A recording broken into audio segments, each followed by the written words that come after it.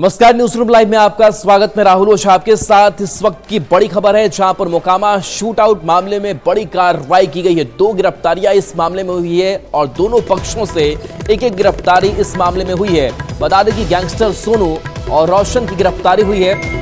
रोशन की अगर बात करें तो ये अनंत सिंह का समर्थक है जिसकी गिरफ्तारी पुलिस कर चुकी है। इस डीपीओ राकेश कुमार ने पुष्टि की है। तो मोकामा शूट आउट मामले में बड़ी कार्रवाई। गैंगस्टर सोनू यानी कि एक भाई गिरफ्तार हो चुका है। दूसरी तरफ अनंत सिंह का जो समर्थक है रोशन, उसकी भी गिरफ्तारी हो चुकी है। तो करीब 3 मामले इसमें दर्ज किए गए थे और दोनों पक्षों की तरफ से एक गिरफ्तारी अब तक इस मामले में पुलिस कर चुकी है।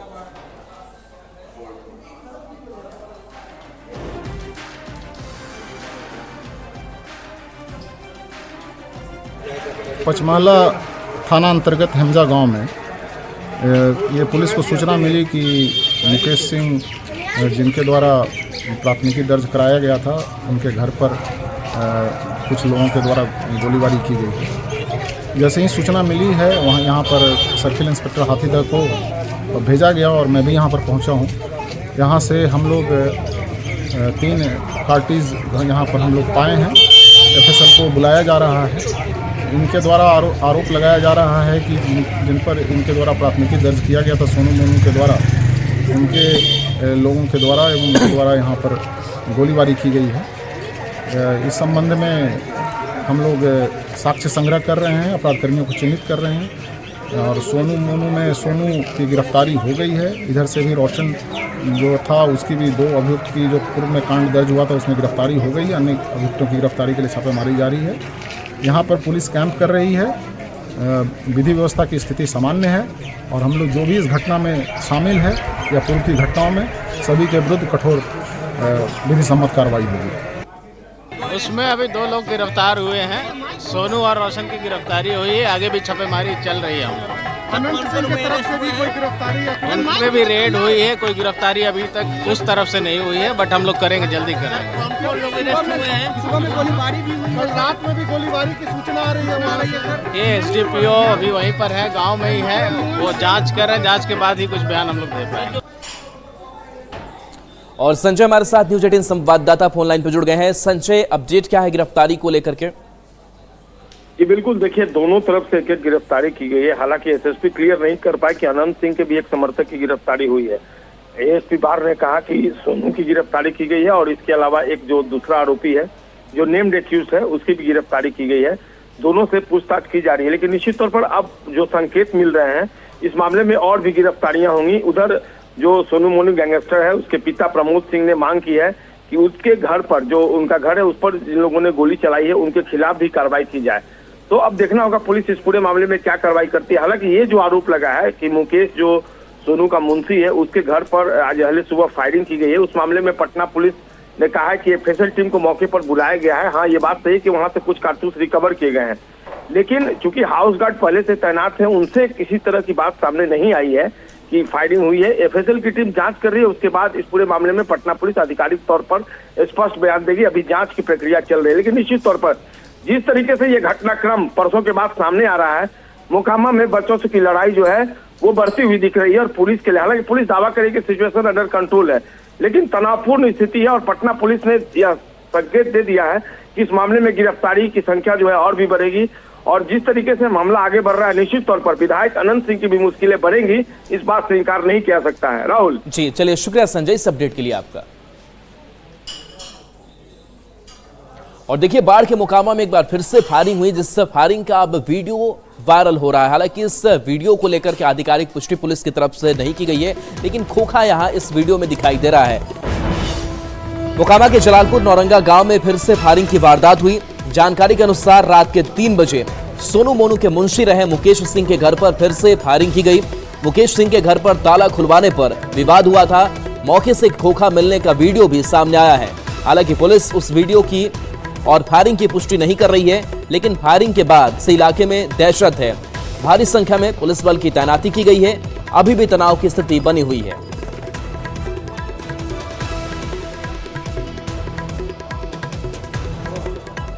ये हमारी वहाँ ऑलरेडी गार्ड पहले से है और उनका कहना है कि वहाँ पर अभी कोई रिसेंट कोई फायरिंग की घटना नहीं हुई है जो भी वीडियो होगी उसकी हम लोग जांच करते हैं, जो भी सत्यता होगी। और पटना से बड़ी खबर, जहां डिप्टी सीएम सम्राट चौधरी ने इस फायरिंग मामले को लेकर के बड़ा बयान दिया है। उन्होंने कहा है कि पुलिस कार्रवाई कर रही है, किसी को भी छोड़ा नहीं जाएगा। मोकामा गोलीकांड पर यह बयान सामने आया है, पुलिस कार्रवाई कर रही है। सम्राट चौधरी ने कहा कोई भी हो छोड़ा नहीं जाएगा।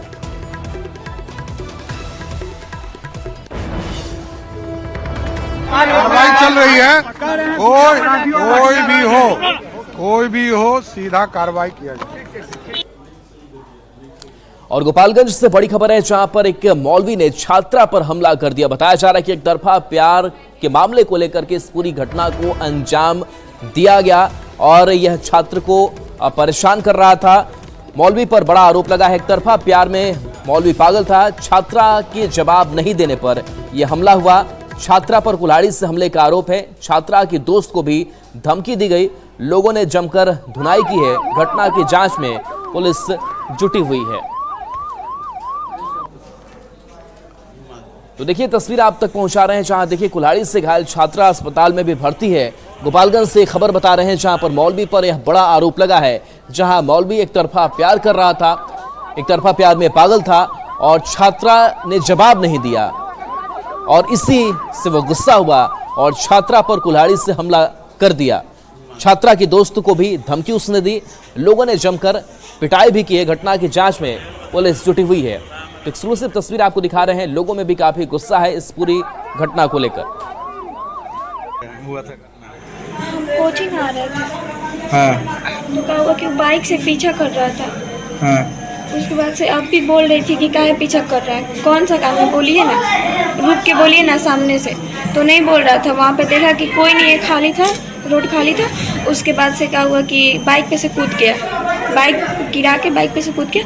उसके बाद से हमारे पैर पे दाब चला दिया। उसके बाद से हम साइकिल पे से कूद के वहाँ पे एक रूम था उसी में गए, उधर भी चला गया, गर्दन पे चलाया तो अभी पकड़ ली, गर्दन पे चलाया बस अभी पकड़ ली। उसके बाद से हम वहाँ से भाग गए। तो उसके बाद से उसको लड़का था सब, उनके द्वारा एक 16-17 वर्षीय छात्रा के ऊपर कुल्हाड़ी से हमला किया गया है। को ग्रामीणों ने, स्थानीय ग्रामीणों ने पकड़कर थाना को सुपुर्द कर दिया है। अग्रतर कार्रवाई की जा रही है और बालिका को कोई विशेष गंभीर चोट नहीं आई है। चोट आई है उसका इलाज किया गया है। और गोविंद हमारे साथ न्यूज़ 18 संवाददाता जुड़े हुए हैं। गोविंद, मौलवी पर एक बड़ा गंभीर आरोप लगा है कि एक तरफा प्यार कर रहा था, जवाब नहीं मिला तो उसने हमला कर दिया। क्या पूरी घटनाक्रम सामने आई है? जी देखिए, ये पूरा मामला बैकुंठपुर थाना क्षेत्र के दिघवा बाजार की है और वहां पर दो बहनें पढ़ाई कर घर लौट रही थी। इस दौरान रास्ते में ही जो मौलवी है साकिब रजा, जो पूर्णिया जिला का रहने वाला है और यहाँ पर बच्चों को तालीम देने की मकसद से आया था और इन बच्चियों को तालीम भी दे रहा था।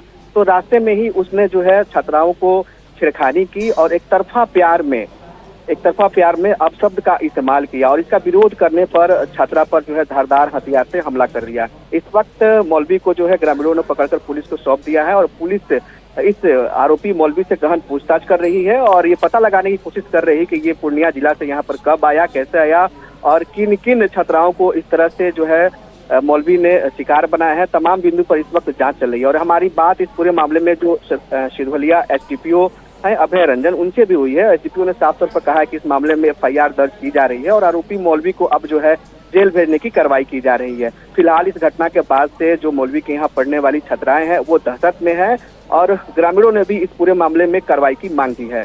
जी राहुल, चलिए बिल्कुल, बहुत बहुत शुक्रिया इस अपडेट के लिए आपका। और देखिए, कर्पूरी जयंती आज मनाई जा रही है और इस कर्पूरी ठाकुर की जयंती को लेकर के अलग अलग जो पॉलिटिकल पार्टीज हैं उन्होंने कार्यक्रम रखा हुआ है। और इस बीच ये तस्वीर उपसभापति राज्यसभा हरिवंश बोल रहे हैं। लेकिन लंबे समय से केंद्र में 2014 के पहले जो सरकार रही और जिनके सहयोगी जो लोग रहे, उन्होंने कभी नहीं कहा कि कर्पूरी जी को सम्मान मिले, भारत रत्न मिले। कर्पूरी जी के राजनीतिक सपनों कार्यक्रम को आदरणीय मुख्यमंत्री नीतीश कुमार जी ने 2005 के बाद जोहारी धरातल पर उतारा। कर्पूरी जी ने बनाए और बताए रास्ते पर चलते हुए समाजवादी कड़ी के अंतिम नेता के रूप में आदरणीय नीतीश जी है। परिवार के लोगों को राजनीति से दूर रखना, सार्वजनिक जीवन महत्वपूर्ण पद पर लंबे समय से रहते भी बेदाग रहना, सबको साथ लेकर लेकर चलना, महिलाओं को पंचायतों में आरक्षण देकर संभावनाओं के नए द्वार खोलने की दिशा में किए उनके अनेक प्रयास, अति पिछड़े से लेकर हाशिए के समाज के लोगों के राजनीतिक उभार की दिशा में किए गए उनके अनेक काम, कर्पूरी की कई सामाजिक और लैंगिक न्याय के सपनों का संपूर्ण विस्तार है। यहाँ मुझे आने का मौका मिला, इसके लिए आदरणीय भाई रामनाथ ठाकुर जी और आयोजन समिति को बहुत बहुत धन्यवाद। धन्यवाद। जय हिंद, जय भारत, जय बिहार। बहुत बहुत आभार माननीय उपसभापति जी का। अब हम विनम्रतापूर्वक अनुरोध करते हैं माननीय केंद्रीय कृषि एवं ग्रामीण मंत्री श्री शिवराज सिंह चौहान जी से आप आए और जनसभा को संबोधित करने की कृपा करें। माननीय मंत्री शिवराज सिंह चौहान जी।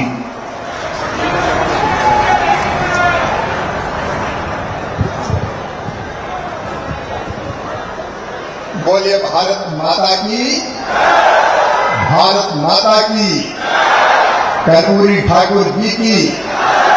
कार्यक्रम में आज बहनों भाइयों की आज कर्पूरी जी को श्रद्धांजलि अर्पित करने आए भारत के विद्वान। तो देखिए शिवराज सिंह चौहान भी इस जयंती पर यादों को साझा कर रहे हैं और आज सारे जो नेता हैं वो कर्पूरी ठाकुर को श्रद्धांजलि दे रहे हैं। इसके साथ साथ समस्तीपुर की अगर बात करें तो यहीं पर जो मुख्य कार्यक्रम है वो रखा गया है, जहां अलग अलग तरीके से ये जयंती जो है वो मनाई जा रही है। और देखिए पटना के विधानसभा की अगर बात करें तो राजकीय समारोह के साथ इस जयंती को मनाया जा रहा है और वहां की तस्वीर हम आप तक पहुंचा रहे हैं, जहां जननायक कर्पूरी ठाकुर की 101वीं जयंती है और ये सीधी तस्वीर है जहां मुख्यमंत्री नीतीश कुमार पहुंचे हैं। विधानसभा में राजकीय समारोह रखा गया है और ये तस्वीर 101वीं जयंती की पटना के विधानसभा की तस्वीर है, जहां कर्पूरी ठाकुर की तस्वीर पर माल्यार्पण, श्रद्धांजलि, तो अलग अलग जगहों पर ये कार्यक्रम जो है वो रखा गया है। तो देखिए जननायक कर्पूरी ठाकुर की प्रतिमा पर पहुंचे हैं मुख्यमंत्री नीतीश कुमार और उन्हें वहां श्रद्धांजलि अर्पित की जा रही है। नंदकिशोर यादव हैं, दोनों डिप्टी सीएम विजय सिन्हा, सम्राट चौधरी अब पुष्पांजलि श्रद्धांजलि अर्पित कर रहे हैं।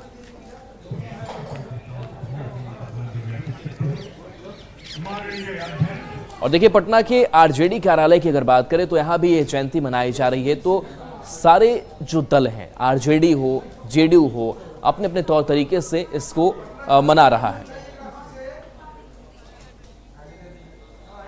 कार्यालय में भी दोपहर 2 बजे जननायक कर्पूरी ठाकुर की जयंती मनाई जाएगी, जिसको लेकर चाहे कार्यकर्ता हो या नेता हो तैयारी में जुट गए हैं। और यहां भी आरजेडी कार्यालय के बाहर बैनर और पोस्टर लगे हुए हैं, जिसमें जननायक कर्पूरी ठाकुर की तस्वीर के साथ साथ लालू प्रसाद यादव, राबड़ी देवी, तेजस्वी यादव की तस्वीर लगाई गई है और साथ में उन योजनाओं का जिक्र किया गया है जिसकी घोषणा तेजस्वी यादव ने की है। 2025 में जो चुनावी मुद्दा होगा उसको लेकर भी यहां आप देख सकते हैं कि पहले ही इन्होंने घोषणा कर दी है। और माई बहिन मान योजना, जिसमें 2500 रुपये प्रतिमाह देने की बात कही गई है, इसके साथ साथ 200 यूनिट बिजली फ्री दी जाएगी। और इसके नीचे आप देख सकते हैं सामाजिक सुरक्षा एवं दिव्यांगता पेंशन योजना को 400 से बढ़ाकर 1500 रुपये किया जाएगा। ये बैनर प्रदेश अध्यक्ष हैं अति पिछड़ा प्रकोष्ठ आरजेडी के, उन्होंने लगाया है। तो कुल मिलाकर ये भी दिखाया गया है कि 17 महीनों में किया कमाल, हमें दीजिए पूरे 5 साल।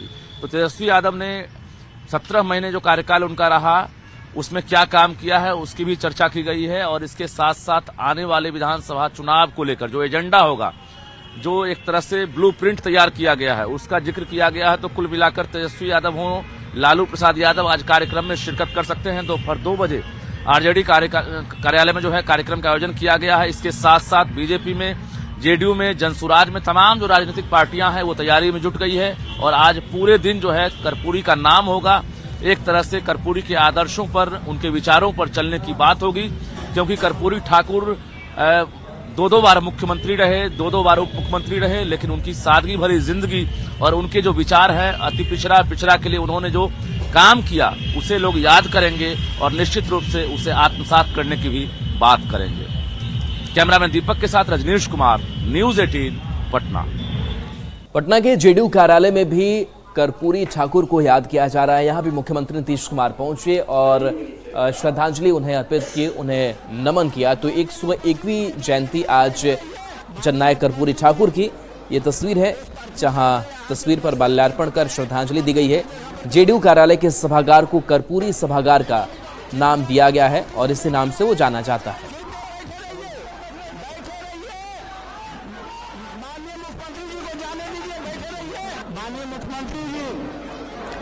अर्पित करके यहाँ से प्रस्थान कर चुके हैं। और देखिए, इस बीच पटना से बड़ी खबर आ रही है, जहां पर बिस्कोमान चुनाव को लेकर के इस वक्त झड़प की खबर जो है वो सामने आ रही है। यानी कि स्थिति तनातनी वाली यहां पर बनी हुई है।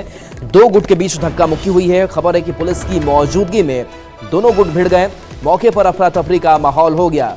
तो पटना से बड़ी खबर, जहां बिस्कोमान चुनाव के दौरान झड़प हुई है। तस्वीर आपको दिखा रहे हैं, जहां पर देखिए कैसे ये झड़प पुलिस के सामने होती हुई दिखाई दे रही है। पुलिस की मौजूदगी है और दो गुट आपस में भिड़े हैं। मौके पर अफरा तफरी का माहौल दिखाई दे रहा है। संजय हमारे साथ न्यूज 18 संवाददाता जुड़ गए हैं। संजय, क्या हुआ है? राहुल, सबसे बड़ी बात है कि आज बिस्कोमान में अध्यक्ष पद के लिए चुनाव चल रहा है और इसमें दो गुट आमने सामने हैं।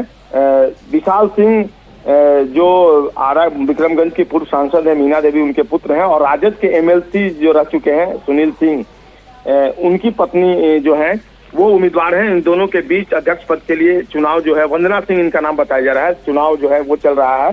और श्री कृष्ण मेमोरियल हॉल जो बिल्कुल पटना एसएसपी कार्यालय से सटा हुआ है, वहां पर मतदान केंद्र बनाया गया। काफी संख्या में दोनों गुट के जो वोटर हैं वो वहां पर पहुंचे हुए, उनके समर्थक भी भारी संख्या में हैं। पुलिस बल की हालांकि एडिशनल फोर्स की तैनाती की गई है, लेकिन इसके बावजूद जो तस्वीरें सामने आ रही हैं उनको देखकर आप बखूबी समझ सकते हैं किस तरीके से दोनों गुट आपस में भिड़ गए हैं।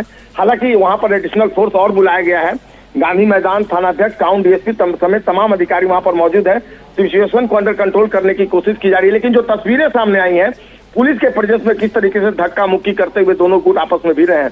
फिलहाल जो पुलिस है वहां पर दोनों गुट के जो समर्थक हैं उनको हटाने में लगी हुई है और सिचुएशन को अंडर कंट्रोल करने की कोशिश की जा रही है। जो जानकारी मिली है, विशाल गुट जो है, विशाल सिंह उनके समर्थक हैं और झारखंड के एक विधायक हैं, उनके समर्थक जो हैं वो दोनों आपस में फिलहाल भिड़ गए हैं और पुलिस जो है वहां पर मौजूद है और सिचुएशन को लगातार अंडर कंट्रोल करने की कोशिश की जा रही है। जी चलिए, बहुत बहुत शुक्रिया संजय इस अपडेट के लिए आपका। और बाढ़ से इस बीच बड़ी खबर है, जहां फायरिंग मामले को लेकर के लगातार प्रशासन की कार्रवाई तेज होती हुई दिखाई दे रही है। माना यह जा रहा है कि अब अनंत सिंह के घर पर जो कार्रवाई है अब वो की जाएगी। छापेमारी हो सकती है, लदमा पहुंचने की तैयारी प्रशासन की है। सूत्रों के हवाले से एक बड़ी खबर है, कई थानों की पुलिस बाढ़ पहुंची है। बख्तियारपुर एसडीपीओ भी बाढ़ पहुंचे हैं। अनंत सिंह के आवास पर छापेमारी की जा सकती है, क्योंकि दोनों पक्षों की तरफ से गोलियां चलाई गई थी। और इस मामले में चाहे सोनू मोनू गैंग की अगर बात करें या फिर अनंत सिंह के समर्थकों की बात करें, दोनों को लेकर के कार्रवाई जो है वो प्रशासन की ओर से किया जा रहा है। और खबर है कि अनंत सिंह के आवास पर छापेमारी की जा सकती है, लदमा पहुंचने की तैयारी है। कई थानों की पुलिस बाढ़ पहुंची है, बख्तियारपुर एसडीपीओ भी बाढ़ पहुंचे हैं।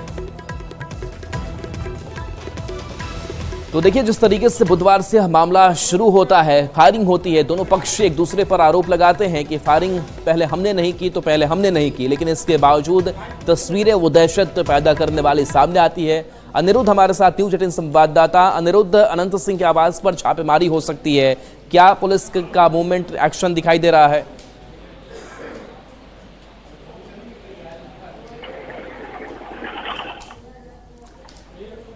तो अनिरुद्ध हमारे साथ जुड़े हुए हैं। अनिरुद्ध, क्या अपडेट है इस मामले को लेकर कि क्या तैयारी पुलिस की तरफ से?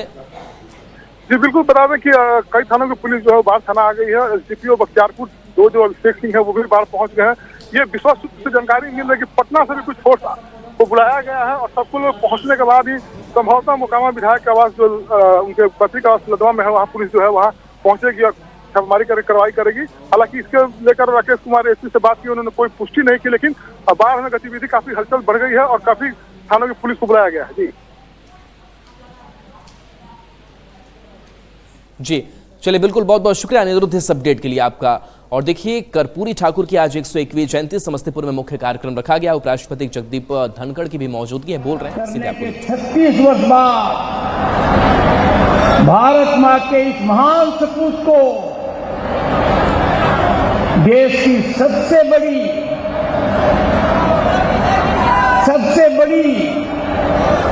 जो भारत रत्न है उससे अलंकृत किया गया।